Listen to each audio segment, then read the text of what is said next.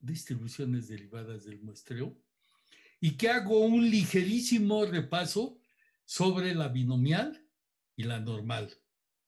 Entonces, manos a la obra, ¿sí?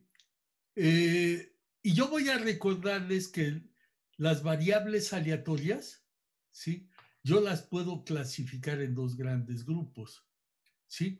Discretas y continuas. Antes de eso, si quieren, todavía hay otra forma de ver estas variables, ¿sí? En la vida, en el conocimiento, se dan dos tipos de variables. Unas se le llaman variables determinísticas o deterministas y variables aleatorias. Sí, eso ya no lo escribí, pero bueno, valdría la pena anotarlo. Variables deterministas o determinísticas y variables aleatorias. Las variables determinísticas son aquellas que puedo yo predecir. Como ejemplo, ¿sí? Si yo tengo un dinero guardado, bueno, tengo un dinero que quiero guardar, ¿sí? Entonces, yo me voy a un banco y lo meto a un plazo fijo, a una tasa fija. Por ejemplo, 90 días con el 3% anual. Perfectamente ya sé, si yo tengo 100,000 pesos, por ejemplo, yo sé cuánto van a rendir en el banco esos 100,000 pesos. Y yo de antemano sé que al término de mi periodo, qué capital voy a tener. ¿De acuerdo? Esa es una variable de tipo determinístico. ¿Sí? Desgraciadamente, la inmensa mayoría, por no decir, bueno, acabo de ver un ejemplo que ahí no se cumple eso, pero como estos hay, prácticamente cero. Entonces, la mayor parte de los fenómenos son aleatorios. Entonces, ¿qué es un fenómeno aleatorio? Pues aquel que no puedo predecir. Claro, algunos fenómenos me fallan poquito, poquito, pero fallan, ¿no? Finalmente no hago una predicción exacta, ¿sí? Pero hay unos fenómenos que me fallan, pero de todo a todo. Y estos son cotidianos en la vida, ¿eh? Son cotidianos. Por ejemplo, en su ámbito, ¿sí? ¿Quiénes van a aprobar y quiénes van a reprobar el curso? No depende de mí, también depende de ustedes. Una parte depende de mí, ¿sí? Pero otra parte muy importante depende de ustedes. No me digan que no, ¿sí? Este, eh, si yo, voy a transportarme a algún sitio, no puedo determinar con exactitud el tiempo que voy a emplear, ¿sí? Hay un tiempo promedio y sobre ese tiempo promedio siempre me baso, puede ser más o menos, pero nunca es exacto. Si yo no puedo decir de mi casa a Upixenida, hago 40 minutos. No, hay veces que hago 30.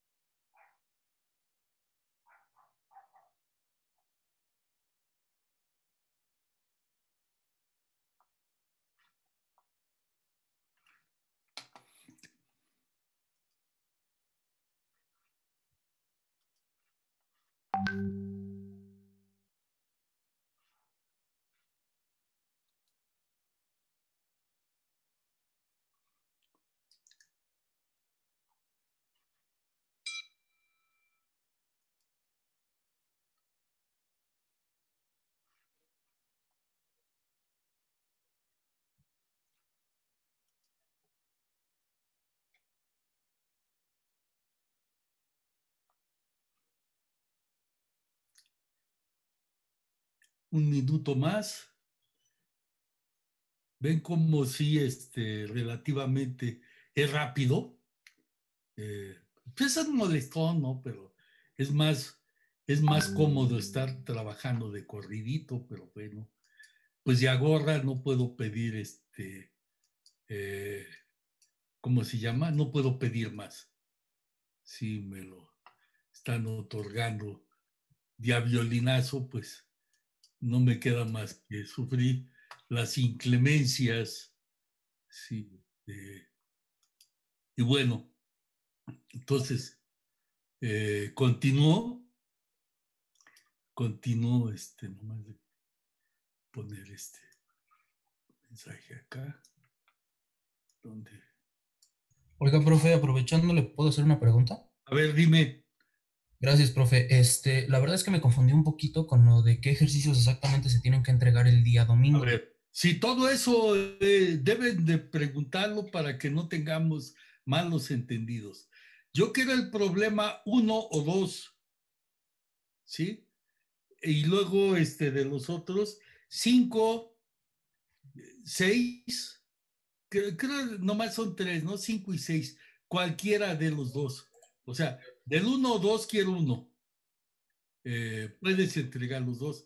Y del 5 o 6 quiero otro, el que tú escojas.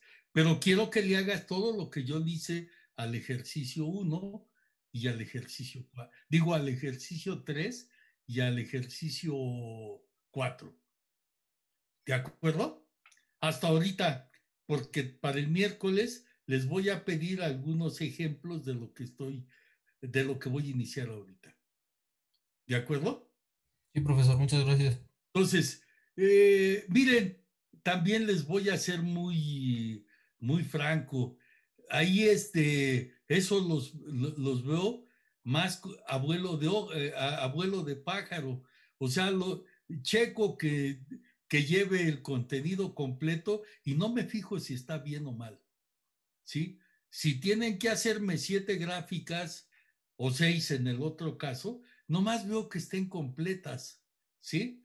Y no me voy a ir a las escalas, claro que si no hay escalas le voy a poner, te faltaron escalas.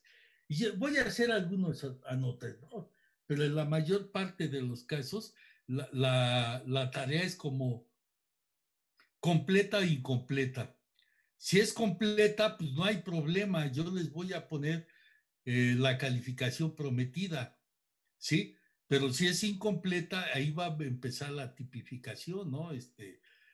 Ya saben que esta tarea vale como máximo dos, entonces, si es a mitad, a mi juicio es a la mitad, pues nada más les voy a poner uno. Y si es cero, pues, si es nada, pues les voy a poner cero. Entonces, y pues de las asistencias he llevado un poco los registros y también ahí tienen otro puntito por tareas y entonces el examen va a costar máximo 7 puntos, ¿sí? Pero entonces viene la retroactiva, si nunca vienen y nunca me entregan tarea, su calificación máxima sería 7, ¿sí? Sí, profesor. Sí, profe, Bueno, gracias. Sí, órale, profe. pues. Seguimos en la clase. Profesor, Entonces decía, una duda, profesor. ¿sí? Estaba resolviendo unos problemas parecidos a los que estábamos viendo y había uno en el que el límite, bueno, en la Ajá, el límite era el menor valor. Bueno, el límite estaba en cero, entonces, pero no era el límite real. Para el límite real se tendría que restar 0.5, ¿no? Dependiendo del número. No, dependiendo, ¿qué ejercicio es? Es que va a depender de cuál sea tu unidad de medición. Es que no era del problemario, era una Ah, parte que estaba por eso, resolviendo. pero es que mira, si el ejercicio está como el que yo hice, está metido hasta en enteros, lo que debes de aumentar si es el 0.5 arriba y abajo, ¿sí? Pero si tú estás trabajando con un decimal, ¿sí? Por ejemplo, 10.1, 10.2, lo que tienes que aumentar y disminuir ya no es 0.5, sino 0.05. Ok, ok. Si estás, Pero si el valor, por ejemplo, es cero, por eso, pero es que no, cero, no me das todavía información de qué tipo son tus datos. A ver, dame un par de datos. era uno, era el rango de cero a 19.95. Ah, entonces tu ejemplo está manejando dos decimales, ¿sí? Así Dos es. unidades de medición son milésimas. O sea, yo quiero pensar que tienes valores como 17, 21 y esas cosas, ¿no? Sí. Pero ¿Eh? lo que quería saber era, con ese rango de cero a 19.95, ¿cuál sería el límite real inferior? Porque pues el rango es de cero para allá. Por eso, pero es que para el rango te vuelvo a decir que va a depender de los decimales que estén manejando tus datos. Si tus decimales son hasta centésimos, entonces lo que para el límite real inferior debes de bajar, si son centésimos, se baja a milésimos. Ok, pero si le bajo más, ya sería un número negativo. Por eso, pero no puedes bajarle más si estás tú trabajando con milésimos, con centésimos, perdón, porque lo que vas a bajar al primero son 5 milésimos. Y pues eso ya no te llegó a cero.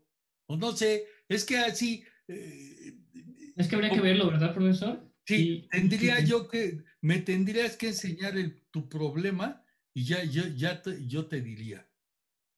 ok, bueno, entonces sería ¿Sí? todo. Me Gracias. lo puedes enseñar con toda confianza y yo te digo. Ahorita yo creo que después, ¿no? Por Para eso, que continuemos con la clase y no interrumpamos a los compañeros. sí, sí, ahorita pues estoy en clase, al término de mi clase te puedo atender. Sí, gracias. Órale, pues. Bueno, decía, entonces, todo eso era para tratar de hablar de lo que son las variables discretas, que son con las que, perdón, primero, las variables aleatorias, que son con las que yo estoy trabajando, ¿no? Estoy trabajando con variables que no se pueden predecir. Y hay una cantidad de fenómenos increíbles. Por ejemplo, eso que está sucediendo en el COVID. ¿Cuántos días vamos a permanecer en confinamiento? ¿Cuántos días va a haber semáforo amarillo? ¿Pasaremos a semáforo rojo o ya subiremos a semáforo? Perdón, estamos en semáforo naranja, ¿no? Regresaremos al semáforo rojo, continuaremos en semáforo naranja o ya pasaremos a semáforo amarillo. ¿Cuántos días más? Eso no lo podemos determinar. Yo, por ejemplo, por la información que había hasta ese momento que ya empezó lo duro de la pandemia, yo sí pensé que regresábamos a clases, allá al salón, a las clases presenciales, pensé que regresábamos en mayo. Pero ¿qué pasó? Que en lugar de ir disminuyendo, iba en aumento la pandemia. Entonces ahí me convencí que no íbamos a regresar. Pero ¿cuánto tiempo? Eso es impredecible. Estos son fenómenos aleatorios. Y las variables con las que trato de eso se llaman variables aleatorias. Ahora, hay de dos tipos, discretas y continuas. Las discretas son aquellas que tratan con valores enteros. Por ejemplo, el número de días que va a permanecer un enfermo hospitalizado, una variable discreta porque puede ser 0, 1, 2, 3,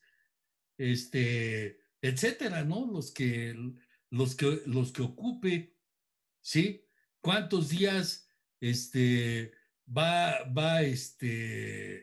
a durar la pandemia? Pues también es una variable discreta, ¿sí? ¿Cuántos de los con los que yo me tope, cuántos no van a tener cubrebocas? Una variable, no lo puedo yo determinar, ¿sí? ¿De acuerdo? En cambio, estas son discretas porque siempre pasan, puede ser 0 o 1, 1 o 2, 2 o 3, 3 o 4, etcétera. Siempre van a ir aumentando de uno en uno y no se admiten y no es posible tomar valores intermedios. O sea, yo no puedo tener un enfermo y medio porque resulta que uno es asintomático y yo lo califico como la mitad de la enfermedad. No, no, no. O la tiene o no la tiene. ¿Sí? ¿De acuerdo? Número de varones en familias de 5 hijos es 0, 1, 2, 3. Pues no puede haber 2 y medio porque uno me salió mañosón. Digo que es la mitad hombre o la mitad mujer. No, no, no, no, no. Es 2 o 3, ¿no? ¿De acuerdo? Entonces, los que solo se miden con valores numéricos enteros son discretas. En contraste, las continuas no se cuentan, ¿eh? Estas necesito medirlas. Por ejemplo, si yo estoy estudiando la estatura de mis alumnos, ¿sí? Las estaturas entre dos valores consecutivos siempre puede, por cercanos que estén, siempre va a haber un número intermedio. Por ejemplo, entre 161 y 162 centímetros hay el 161.5. Entre el 161.6 y el 167.7 hay un número intermedio que es 166.65.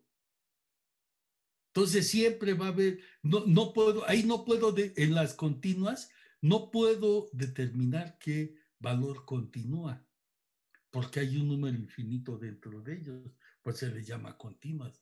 Mientras que el discreto sí, de 3 varones siguen 4, de 4 siguen 5 y así sucesivamente. No sé si eso haya quedado claro en su curso anterior, pero eso es vital, ¿eh?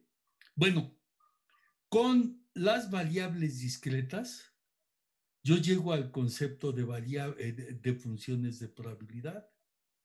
Una función de probabilidad, yo la puedo ver como un conjunto de parejas XY, F de XY. La XY son los valores que toma la variable aleatoria. La F de XY, ¿sí? Es la probabilidad de que la variable aleatoria tome ese valor.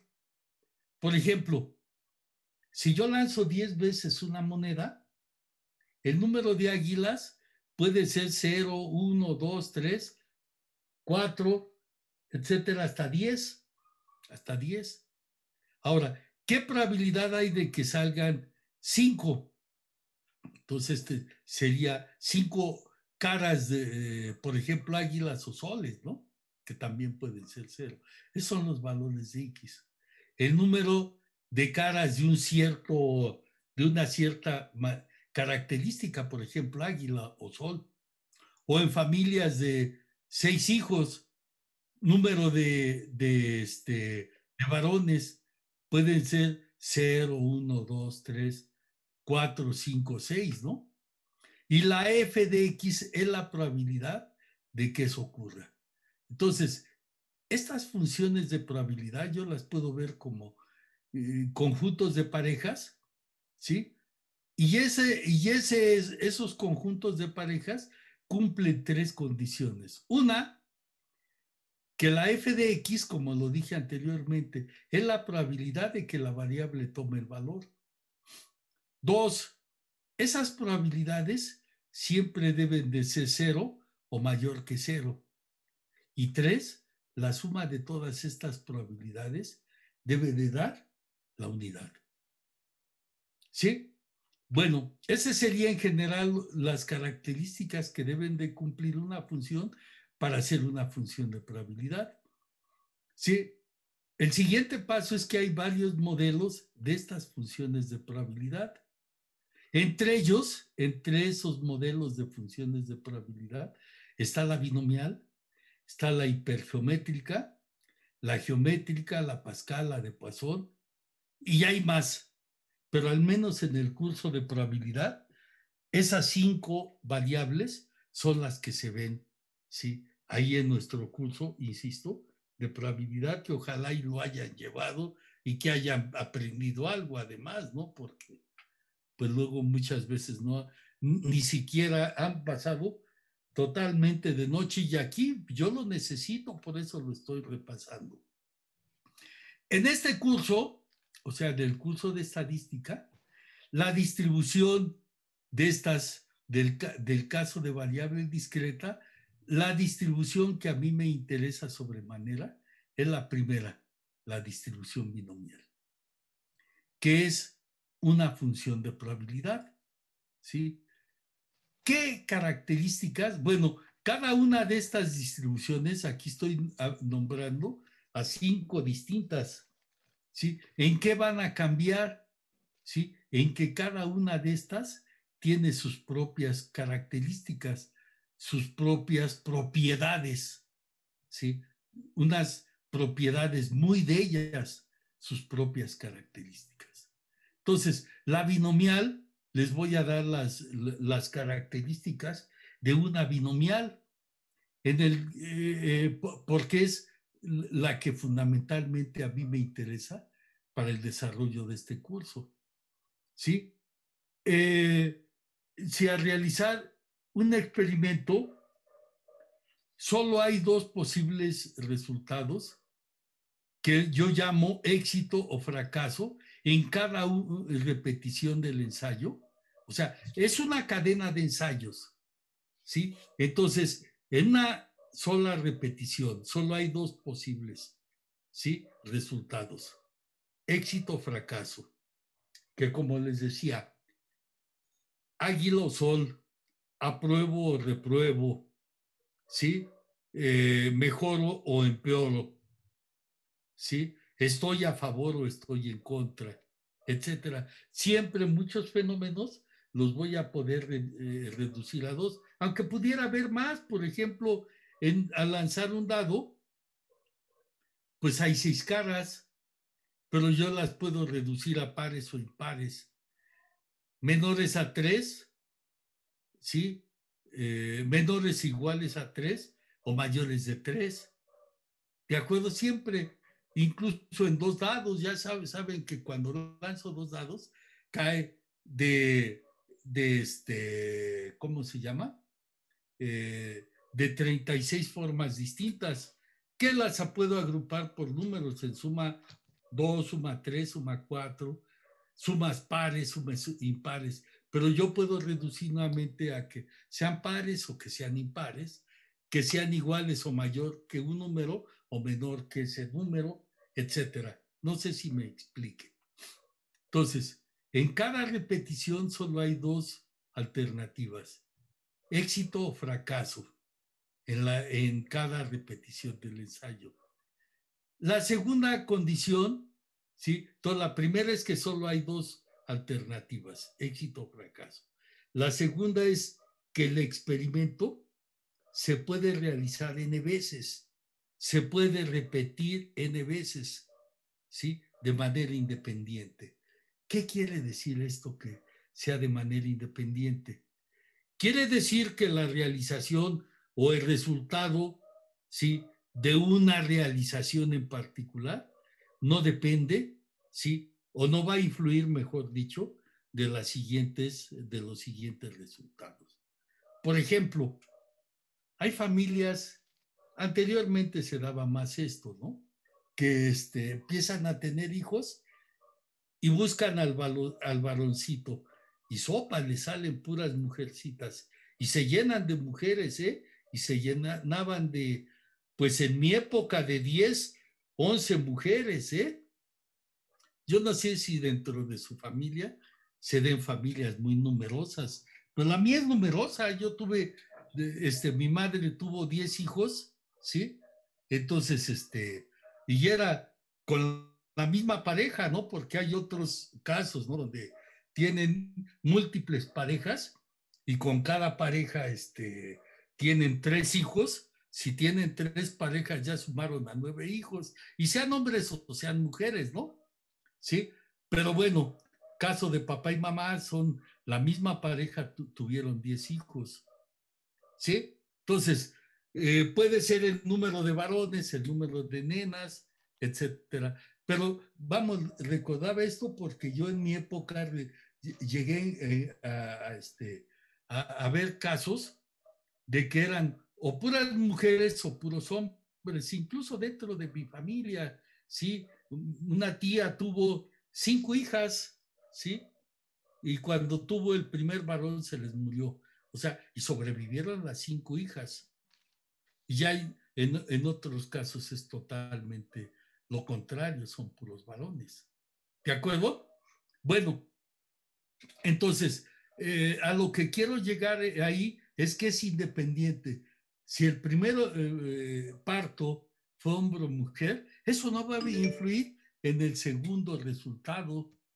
Y el primero y el segundo no van a influir sobre el tercero. Es como cuando yo lanzo una moneda, pues el que aparezca águila o sol, ¿sí? No influye en lo que va a aparecer en un siguiente resultado. Y de ahí se vienen errores. Hay un error muy común que se le llama la paradoja del apostador. Entonces, eso consiste en que si estamos, por ejemplo, jugando volados, si han salido una racha de águilas, ¿sí? El apostador asegura que ahora el siguiente debe de ser sol porque ya le toca. ¿Sí? Entonces, si por ejemplo ha venido una racha de 5 águilas consecutivas, el apostador dice, no, pues ya le toca hacerse sol y le echa al sol todo su resto y sopas vuelve a perder. ¿Por qué? Porque no depende de lo que sucedió con anterioridad. Cuando eso sucede, ¿sí? Los eventos se dice que son independientes. ¿Sí? Entonces, la tercera cuestión es que la variable, que es la que se distribuye realmente, este es el valor que se distribuye. La variable, ¿sí? Es el número de éxitos en las n pruebas. Con esto, esta X va a tomar valores desde 0 hasta n. ¿Sí? Entonces, para nuestro caso, a la probabilidad de éxito que me lo deben de dar, le voy a llamar P, la probabilidad de fracaso va a ser Q. Lo que sí es cierto y que no anoté ahí, anoten ustedes, es que P más Q siempre deben de sumar 1. O sea, si conozco P, puedo conocer Q, lo resto de 1. O viceversa. Si conozco Q, puedo encontrar a P, que es Q menos 1. Entonces, estas son las 3 condiciones que debe de cumplir un experimento para que su variable comporte de acuerdo a una binomial. Ahora, para expresar que una cierta variable es binomial, ¿sí? Yo pongo esta X, esta víbora, déjenme abrirlo más, luego se me va la frecuencia, díganme, ábrale, no sea codo. Esto es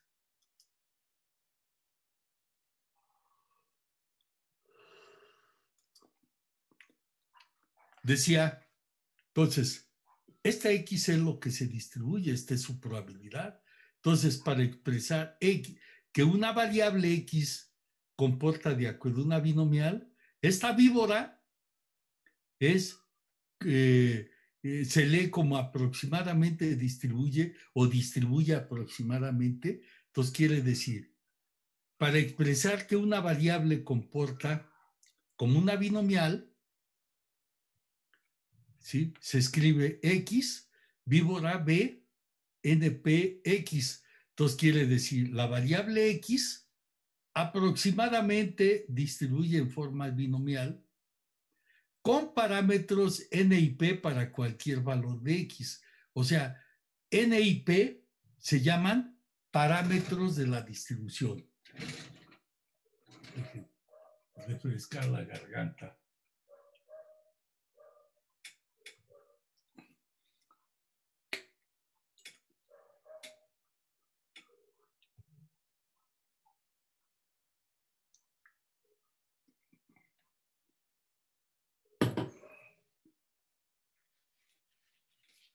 Entonces, N y P, insisto, se le llaman parámetros de la distribución. X es la variable que se distribuye. Bueno, sí estoy compartiendo pantalla, ¿verdad? Sí, profesor, se Sí, ve. profe. Sí, profe. Entonces, ¿dónde esta f de x, que insisto, esa f de x, acá está escrito, es la probabilidad de que la variable tome el valor, ¿sí? Se calcula, todo el mundo conoce factoriales, ¿no? N factorial, que es el número de datos, x factorial, que es el número de éxitos, n menos x, que serían los fracasos, p a la x por q a la n menos x. ¿Sí? Donde la f de x, que insisto, se escribe como una binomial para np y un valor de x, es la probabilidad de que la variable aleatoria tome el valor que tiene indicado, ¿no? ¿Sí? Bueno, esto se entiende mejor con un ejemplo.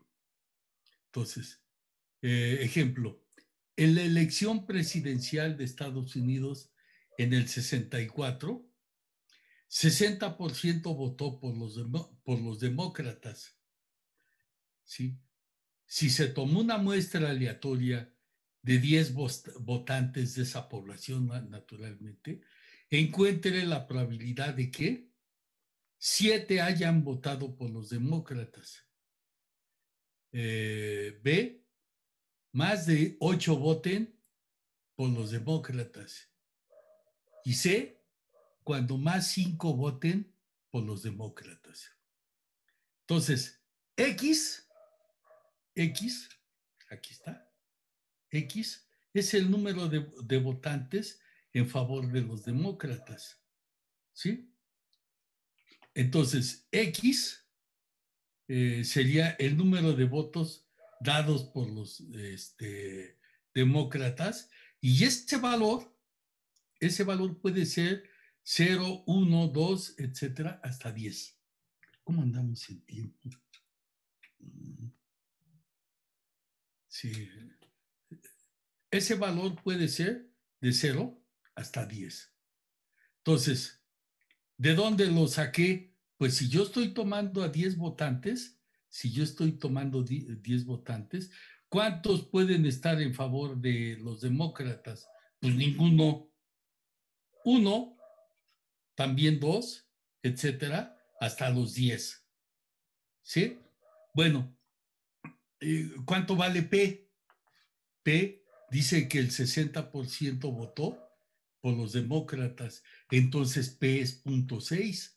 Tomo el 60% y lo divido entre 100 y me da 0.6. Y entonces su complemento, que es 1 menos 0.6, me da Q. A ver, ese resultado comúnmente se les fuga.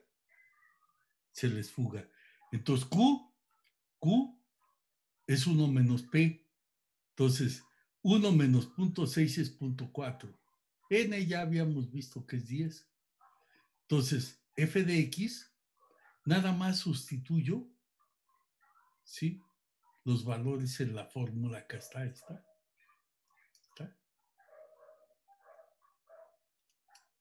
Oh. Ahí está. Lo sustituyo y entonces, ahora, la probabilidad de que x sea igual a 7, pues aquí toma el valor de 7. 7, n vale 10, 7p a la 7q, que aquí están los valores de p es 0.6, q vale 0.4, los pongo, los realizo, ¿sí? Y ahí está. Esto es para 7. Este resultado,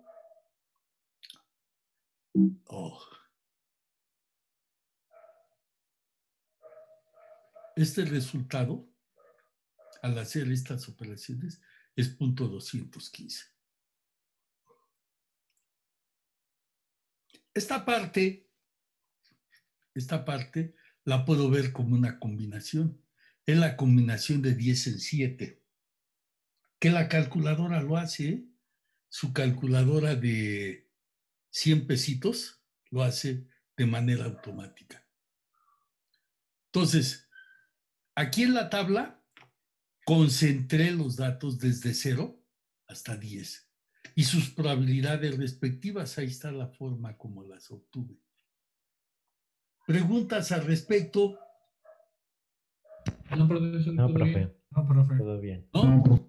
Entonces, con esto ya puedo contestar. El 7 ya lo había contestado, ¿no? 7, ¿cuál es la probabilidad de que 7 hayan votado por los demócratas?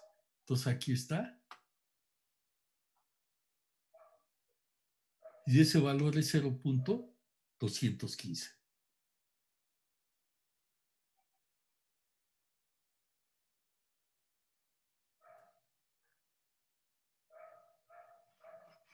¿De acuerdo?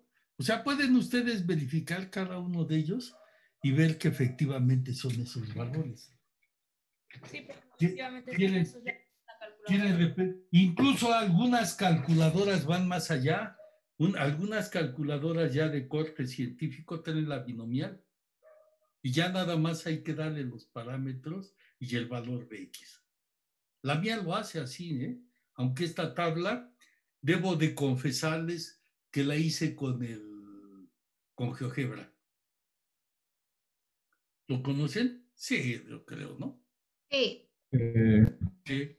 Bueno, al final, ya después de que pase el examen, porque no creo tener tiempo antes, se los muestro cómo se hace con GeoGebra. De ahí lo saqué. No, yo uso mucho la tecnología, ¿eh? No crean que soy viejito, pero viejito moderno, no viejito obsoleto.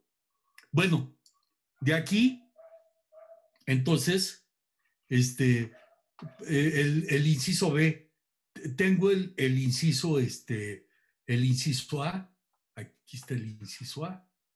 Probabilidad de que 7 hayan votado por los demócratas, y ahí la estoy aplicando. Y aquí estaba, era el dato que 7, perdón, puse 6. Y es el dato que acababa de revisar, ¿no? Ahora, probabilidad de que X sea igual o mayor que 8, ¿sí?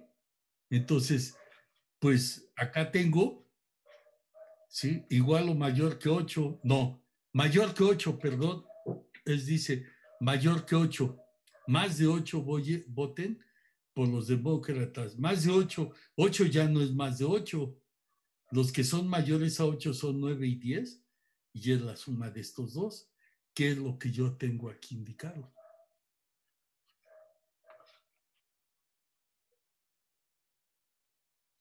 Cuando más 5 voten por los demócratas, entonces 5 es 5 o menos, ¿no? Y entonces estamos hablando de desde aquí hasta arriba. allá mi otra lámina, ahí lo tengo indicado. ¿Dudas? Debo de advertirles que les voy a poner un ejemplito así de este calibre, ¿eh? Nada más porque quiero que se tenga vigente para lo que sigue. ¿Dudas? No, profe. Bueno, entonces, se puede probar que en el caso de la binomial, ¿sí? La media, o sea, el promedio teórico, que se obtiene con esta fórmula, es simplemente con esta fórmula más reducida, es n por p. Su promedio es n por p. ¿Sí? Y que su varianza, simbolizado como sigma cuadrada, es np por q. Entonces, sin embargo, no me interesa más que hacer un repaso, ¿sí? Con valores para n menores a 20 o iguales a 20 o cercanos a 20, porque estos se pueden calcular relativamente fácil, ¿sí? A partir de la fórmula binomial y usando una calculadora de a 100 pesos. Principalmente el interés, o mi interés, mejor dicho, principalmente mi interés es cuando n es grande, ¿sí? Más adelante diría yo a qué le llamo situación de grande. Por el momento lo voy a dejar así, más adelante lo voy a retomar. Porque, por ejemplo, me hablan luego de encuestas, ¿no? Las encuestas son tomadas en base a, qué sé yo, como 2000, de 2000 a 3000. Entonces, es hacer estos cálculos que acabo de hacer yo con una n de 1000, 2000, sería la muerte. ¿Sí? Entonces, sin embargo, me voy a salir de un poco del caso discreto y voy a empezar el caso continuo, pero sería ya para mañana. Ahorita estoy escaso un minuto de que se acabe la clase. ¿Hay dudas? Me vuelvo a conectar. Si no hay dudas, nos veríamos hasta mañana. No, profe, no hay duda. No, profe, todo bien. Nadie. Sí, nadie. Bueno, cualquier duda, ahora sí que no pregunten, puedo dudar, no, díganme, tengo una duda y no importa que sea de lo pasado, como el de compañero de hace un rato, que me dijo una duda que tenía sobre el agrupamiento. ¿Sí? Entonces, con toda confianza puede plantearle en el momento en que sea indispensable. Bueno, me quedan 10 segundos. Entonces, nos vemos mañana. Voy a ver hasta dónde, pero esta presentación a más tardar la mando el miércoles, ya más completa. Sí.